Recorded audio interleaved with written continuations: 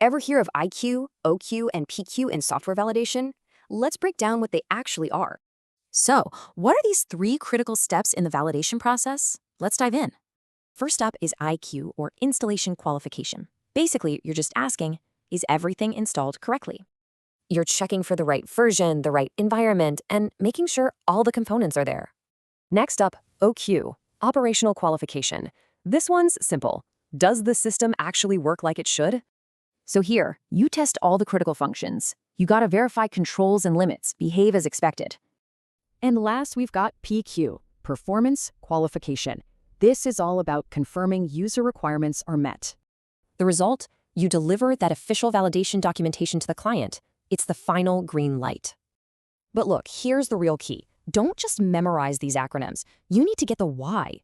And this is especially true if you're validating software in, say, a regulated lab. Because really, validation isn't just a bunch of paperwork. It is all about managing risk.